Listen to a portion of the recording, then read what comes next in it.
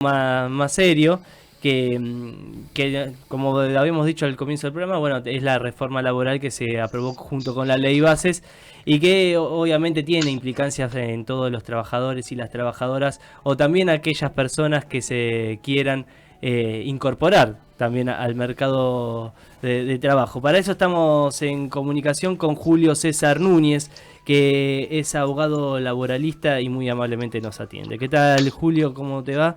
Acá Elías, Rodrigo y Sebastián te saludan. Hola, ¿qué tal? ¿Cómo les va? Muy bien, Elías, Sebastián, ¿cómo andan? gracias por atendernos, Julio. Eh, bueno, para empezar a meternos un poco en lo que es la reforma laboral que se aprobó con la ley bases, lo primero que te quiero preguntar es si ya está en vigencia. Bueno, mira, esta ley, la 27742, está en vigencia, sí. Se ha publicado en el boletín oficial, primeros Ujú. días de julio, y ya entró en vigencia. Si bien falta el decreto reglamentario, Sí. pero está vigente esta ley. Y qué, si para meternos un poco en lo que, en las implicancias de la ley y cómo la tendrías que calificar, digo, en pocas palabras, para alguien que es un trabajador y trabajadora o que aspira a serlo, que en este momento está sin trabajo, digo, porque de un lado se dice que es para fomentar más trabajo, para que se amplíe, para generar más oportunidades, más digo, pero ¿cómo la definirías? ¿Va por ahí o es negativa para el trabajador? Bueno, mira, para nosotros, o por lo menos para mí, como abogado laboralista, que siempre trabaja en esta área con distintas actividades gremiales, te diría que es una ley regresiva, ¿no? Que nos ha hecho retroceder en el tiempo y se ha perdido bastantes derechos que teníamos adquiridos, ¿no? Ujú. Fíjate que en esta ley, entrando un poquito en el tema, para marcarte dos o tres puntos para que la audiencia y tanto ustedes lo tengan claro o lo puedan visualizar. Por ejemplo, se han derogado las indemnizaciones por trabajo en negro. Claro, ¿Qué significa esto? Que un trabajador, cuando está laborando y el patrón no lo blanquea, por decirlo así, para que sí. se entienda, pero es que no lo registra, Ujú. no existe ninguna multa que se le aplica al patrón. Claro, Entonces, imaginémonos que esto no va a fomentar para que los empleadores no registren a los trabajadores porque no hay sanción para ellos. claro. ¿Mm? Por Entonces, ejemplo, te doy un ejemplo así de uno de los tantos temas que toca esta ley. sí, Este, Fíjate vos que un trabajador que generalmente en la relación laboral se da que está mal registrado, que puede ser que está registrado por 4 horas, claro. cuando trabaja 8, Suele pasar o mucho en el rubro gastronómico eso, por ejemplo. bien, pasa mucho porque Sí, es una actividad gastronómica que es lo que le llamamos empleados golondrina, viste, que van y vienen, sí, y hay actividades que son mucho más estables. Y en este rubro gastronómico se da mucho, lamentablemente, que los empleadores toman trabajadores y no los registran o los registran mal o les pagan menos de lo que el convenio colectivo prevé. ujú, Por ejemplo, es habitual en esa actividad gastronómica que los tomen por 4 horas, por 8 horas, perdón, y que los blanqueen por 4, o que le paguen por abajo de lo que el convenio colectivo. Esa actividad tiene un convenio madre que es el 389 del 04 del año 2004, en donde marca mínimos, ¿no? Cada convenio colectivo marca mínimos para que los trabajadores perciban como salario mensual conforme a un régimen establecido. Y el empleador es habitual que les pague menos o que los blanquee por 4 horas en lugar de 8, con todo lo que eso significa. No claro. solamente que vos como trabajador cobras menos, por supuesto que es lo más importante, sino que se aporta al servicio de seguridad social Ujú. por 4 horas. Entonces, cuando llega el día que tenés que jubilarte, imagínate que va a ser con números menores, ¿no? Claro, totalmente. Julio, ¿qué otra? Recién hablábamos por uno de los puntos que tiene que ver con eliminar las multas para aquellos empleadores que no registren a sus trabajadores. ¿Qué otro de los puntos de los cuales aborda reforma laboral, ¿crees que es por ahí de los más recesivos en cuanto a los derechos de los trabajadores? Bueno, mira, esta ley modifica 10 puntos esenciales, ¿no? De la ley de contrato de trabajo, que es la 2744. Con esta ley se modifica varios artículos de esta ley que te digo yo, que es la ley madre Ujú. del año 75, reglamentada posteriormente. Pero te voy a marcar 3 puntos esenciales. Primero, por ejemplo, hay un artículo que amplía el 92 de la ley esta 27742, que es la ley base, ¿no?, de la reforma, amplía el periodo de prueba de 3 meses a 6. Bien, Sí, y por convenio colectivo se puede ampliar hasta un año. ¿Qué significa esto? Antes, primero tenemos que aclarar que el periodo de prueba está mal llamado, porque no es. Periodo de prueba es cuando un empleador toma a un trabajador y ese trabajador, si no es apto para ese trabajo, bueno, el empleador te pueden decir que no estás apto y no te indemniza cuando te termina esa relación laboral dentro de ese periodo. Pero está mal llamado periodo de prueba porque el trabajador no tiene posibilidad de decir, mira, yo estoy apto, rebatirlo, definirlo. Es un periodo que el empleador tiene para tomar la gente al compañero trabajador y después ve si le sirve o no. Y ahora se ha estirado a los 6 meses. 6 meses como piso. O sea, ahora todos los trabajadores y trabajadoras de cualquier actividad tienen 6 meses como prueba. ujú, Tienen que claro, estar registrados, por supuesto, es lo que le llamamos estar en blanco, pero el empleador puede despedirlos sin ninguna indemnización. Y en algunos casos lo pueden ampliar hasta 8 meses si las empresas son de 6 hasta 100 empleados. Y hasta claro. un año si las empresas tienen hasta 5 trabajadores. Estas dos últimas opciones por convenio colectivo. Esto fomenta mucho que los empleadores tomen trabajadores por un periodo corto y que lo vayan cambiando. ¿Eh? Claro. La Vayan verdad que no rotando es, esos trabajadores que toman por ese periodo, claro, sin llegar a ser injusta estables. situación. Exactamente. Yo creo que es regresivo sin lugar a duda. Después tenemos otro punto que para mí es importante, y vamos a dejar al final el más importante, que es que se puede despedir por discriminación, así como lo escuchas. Porque parecería que yo estaría exagerando Ujú, cuando te lo digo, pero hay una modificación en esta ley, base en el artículo 95, se incorpora a la ley de contrato de trabajo el artículo 245 bis, que es el agravamiento indemnizatorio por despido motivado por un acto discriminatorio.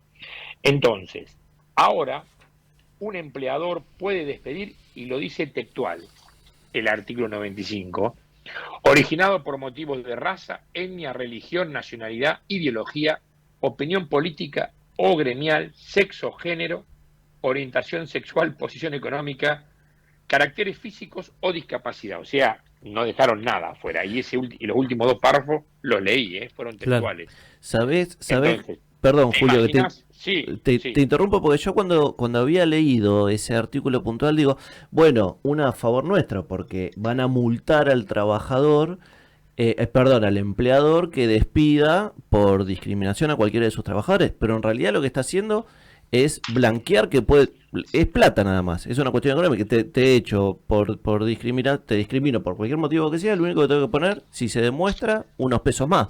Digo, están blanqueando la posibilidad de que hagan eso. Estoy de acuerdo con vos, pero te agrego una herramienta más a ese razonamiento acertado que vos haces. Antes no se podía despedir por discriminación. Estaba prohibido y hacía que ese despido sea Claro. nulo. Entonces vos iniciabas una acción judicial con la reinstalación de ese compañero o compañero discriminado. ¿Bien? Y la carga de la prueba de la discriminación la tenía el patrón. Ahora hicieron en este cambio dos cosas. Primero, no se puede pedir más la reinstalación, o sea que sacaron la... No es más un acto nulo ese despido por discriminación. Ujú, claro. Segundo, algo muy importante, la prueba corre por quien dice que es discriminado, o sea, por el trabajador. Vos sabés bien que es muy difícil probar la discriminación en muchas cuestiones. No hace falta que nos pongamos a hablar, digo, sobre la ley, sobre la perspectiva de género o bueno, cuántas cosas de lo complejo que es para un trabajador probar que fue discriminado. Claro. La carga de la prueba en la ley antes estaba para el patrón, ahora la tiene el trabajador que dice que lo discriminaron. Sí, además Entonces, de lo que implica ir a un juicio. Claro, y agregué 2 herramientas más. Antes no se podía despedir por discriminación. Si se hacía, vos, trabajador, pedías la reinstalación. Primero pedías que lo declaren nulo a ese despido y la reinstalación en tu puesto de trabajo en las mismas condiciones que estaba. Hoy no se puede. Y 2, la prueba ahora no es más del patrón, es del trabajador, Claro. de quien dice que fue discriminado. Y ahí sí vamos con la tercera herramienta, que es la que vos decías, que coincido en un 100%, que ahora lo único que pasa, si un patrón te despide por cualquiera de estas cuestiones, es pagarte, si vos probás en una sentencia judicial que corrobore, vos trabajador, trabajadora, que fuiste discriminado, el 50% más de la indemnización. ¿Se entiende? O sea, con plata, como bien dijiste vos. Claro. Pero las 2 herramientas que te dije yo anteriores son esenciales, porque vos antes podías pedir que el despido sea nulo. Hoy no. Y Julio, decías, dejabas para el final la que te parecía quizás la más grave. Sí, a mí me parece, son todas graves. Esta de la discriminación me parece una regresión Sí, muy importante a muchos. No hace 30, falta 40, 50 aclararlo años mucho. para atrás. Sí. Imagínate que volvemos a, no sé, a 1980, cuando discutíamos esto. Con la democracia en el 83 arrancamos a discutir estos temas y ahora se vuelve para atrás con la discriminación. Pero dejé para el último, hay varios temas para charlar, quizás en distintos momentos o en otra oportunidad, pero el artículo 242, que es el 94 de la ley, de esta ley base, como bien dije, ¿no? Uh-huh. La 27742, en el artículo 94, modifica el 242. ¿Qué es esto? Es que se puede despedir con justa causa, bien, aquellos trabajadores o trabajadoras que ejerzan el derecho de huelga bajo la modalidad de bloqueos o tomas del establecimiento. Claro. Bien, esto es importante porque esta ley incorpora como la figura de justa causa aquellas situaciones en las cuales el empleador puede dar por terminada esta relación laboral sin necesidad de preaviso ni indemnización. Cuando un trabajador participa activamente en bloqueos o tomas de establecimiento. Claro. Ahora bien, ¿qué es participación activa? ¿No? Porque es una palabra que vamos a tener que debatirla los abogados laboralistas y los actores de la justicia, sean jueces y camaristas, ¿qué es participación activa? ¿No? Claro, porque hay puede ser interpretaciones, claro. Puede ser desde estar simplemente en la toma o bloqueo hasta el quien quizás rompe algo, digo, y vos podés no romper nada, no estar bloqueando, de hecho, pero estar ahí y también puede ser parte de eso. Exacto, mirá, la ley dice, en esta modificación, dice, te lo voy a leer, dice, se presume que existe injuria grave cuando durante una medida de acción directa se afecte la libertad de trabajo de quienes no adhieran a una medida de fuerza mediante actos, hechos, intimidaciones o amenazas. Yo me pregunto, ¿qué es actos y hechos? Entra todo, porque intimidaciones y amenazas es mucho más fácil, ¿no? Sí. Pero dice actos o hechos. Bueno, entonces vamos a estar en un problema importante y esta modificación no tengo duda que se afecta a la libertad de quienes, digamos, el derecho de huelga, ¿no? Claro. Hay una clara manifestación que nos va, digamos, vos cuando incorporás esta participación activa como causal de despido, sí o sí es una restricción al derecho de huelga que está consagrado en la Constitución Nacional. Para mí, esta restricción lo que busca es tener un efecto disuasivo. Claro. En la participación de los trabajadores. Claro. Y debilitar ese poder de negociación. Claro. Y le da mucho más poder a los empleadores, que van a poder despedir a los trabajadores en forma directa. Mirá, yo te doy un ejemplo, sí. A ver, para que esto quede como, para que se entienda lo que uno quiere decir. Vamos a suponer que un grupo de trabajadores decide realizar una huelga. Un trabajador que no esté de acuerdo con la medida de fuerza intenta ingresar y los otros huelguistas le dicen que se retire, que se sume, que no, o sea, que se sume a la huelga y que entienda el reclamo, porque llegamos a una huelga cuando, por ejemplo, ¿qué pasa a una fábrica que no te pagan el salario hace 3 meses? Entonces, los compañeros se reúnen y deciden hacer una medida de acción directa para que le paguen el salario. Siempre hay algunos que no quieren hacerla. Cuando vos le pedís que se retire o que no la haga, ¿eso qué es? ¿Es participación activa? Claro. ¿Eso es intimidación? Si yo te digo, mirá, Elías, sumate, porque realmente hace 3 meses que no estamos cobrando, y Sí. necesitamos que vos te sumes, así todos iniciamos esta acción de medida indirecta. ¿Qué pasa si Elías va y denuncia? ¿Eso qué es? Entonces, cualquier cosa, para mí, entra en participación activa, en actos, en hechos. Es muy amplio, cosa que me preocupa mucho. Claro. Por ejemplo, te doy otro ejemplo. ¿Qué pasa si en el marco de una propuesta un grupo o uno rompe una ventana? Es un daño. Y la ley dice que dañar el patrimonio de la empresa es participación activa y justifica el despido.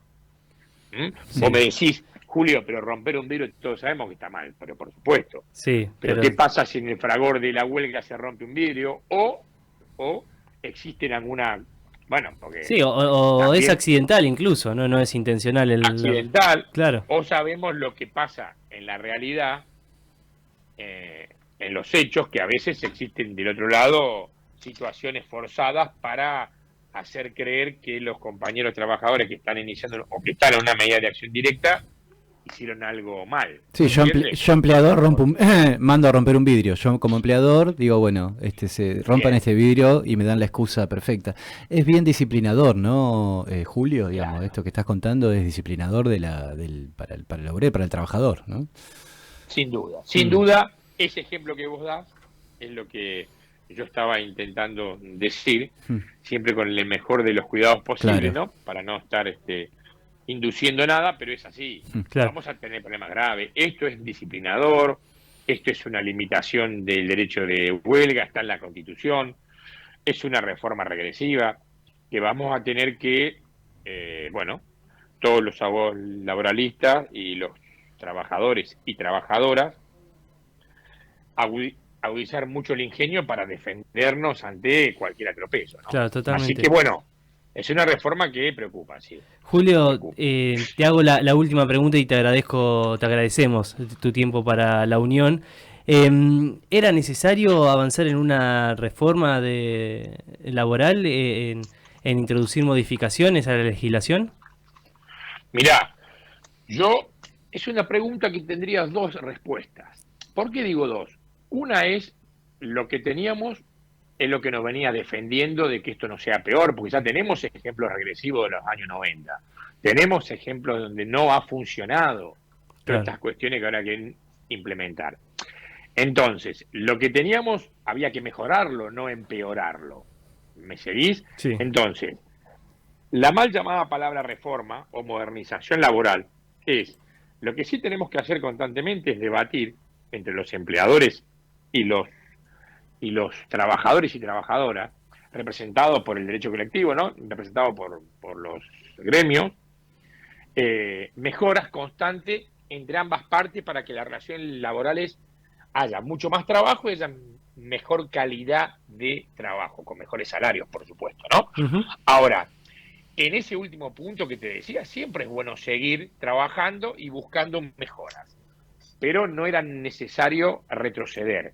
Entonces es una respuesta que te doy con 2 miradas, ¿no? Ujú. No había que hacer esto para mí, se podían hacer cosas pero positivas, mejorando siempre la relación laboral y las condiciones del más débil, porque el trabajador o trabajadora siempre pone su fuerza de trabajo y es el más débil en esta relación.